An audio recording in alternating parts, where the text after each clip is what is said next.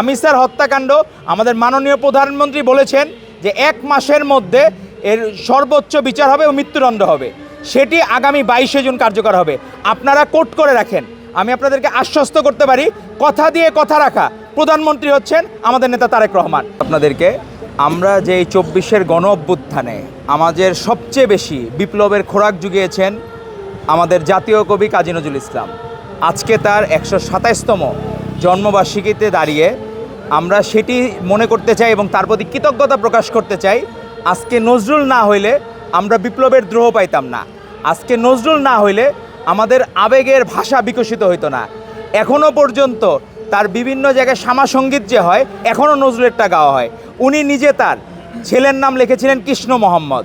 তো এরকম একজন অসাম্প্রদায়িক কবি বাংলাদেশের নাগরিক হয়েছেন, এটি আমাদের জন্য গর্বের। এবং এই নাগরিকত্ব দিয়েছেন শহীদ রাষ্ট্রপতি জিয়াউর রহমান বীরুত্তম। আজকে গুণীর কদর করা এটি জিয়া পরিবারের মধ্যে আছে। গুণীর কদর শুরু করেছিলেন শহীদ রাষ্ট্রপতি জিয়াউর রহমান বীরুত্তম, তারই ধারাবাহিকতায় বেগম খালেদা জিয়া সেই ধরে গেছেন। এবং তারেক রহমান গতকাল ঘোষণা করেছেন যে 25শে মে 2026 থেকে 25শে মে 27 পর্যন্ত নজরুল বর্ষ উদযাপিত হবে। আপনি দেখেন, ফ্যাসিস্ট হাসিনার সময় তার বাবার নামে জোর করে মুজিব বর্ষ পালন করার চেষ্টা করেছিল। হাজার হাজার কোটি টাকা শুধু আতশবাজির জন্য খরচ করা হতো। কিন্তু জ্ঞানের সত্যিকার ধারক ও বাহক হচ্ছে বাংলাদেশ জাতীয়তাবাদী দল। আর বাংলাদেশের প্রধানমন্ত্রী জনাব তারেক রহমান, উনি নিজে নজরুলকে সত্যিকার অর্থে হৃদয়ে ধারণ করেন বলেই উনি নজরুল বর্ষ ঘোষণা করেছেন।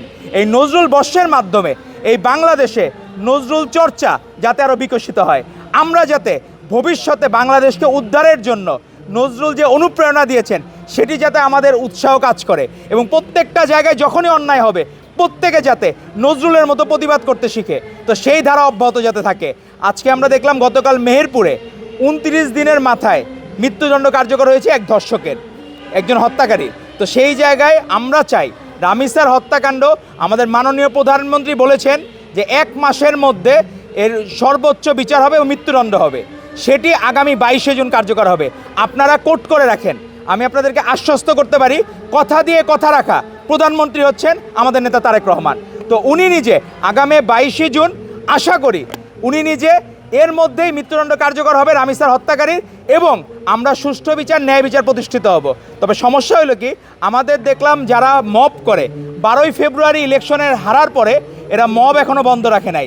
বট আইডি খুলে চিটাগাং বিশ্ববিদ্যালয়ের এক শিবির নেতা সে বট আইডি খুলে তার নারী শিক্ষার্থীকে, তার নারী বন্ধুকে সে নিজে হ্যারেস করতেছে বট আইডি খুলে। তো এই ধরনের নির্লজ্জ চর্চা বাংলাদেশের মানুষ আর দেখতে চায় না। তো আমরা আশা করব মব এবং বটের কবর রচিত হবে খুব দ্রুত এই বাংলাদেশে, এবং এর মাধ্যমেই বাংলাদেশের রাজনৈতিক সাম্য অবস্থা, বাক স্বাধীনতা, মত প্রকাশের স্বাধীনতা আবারও ফেরত আসবে।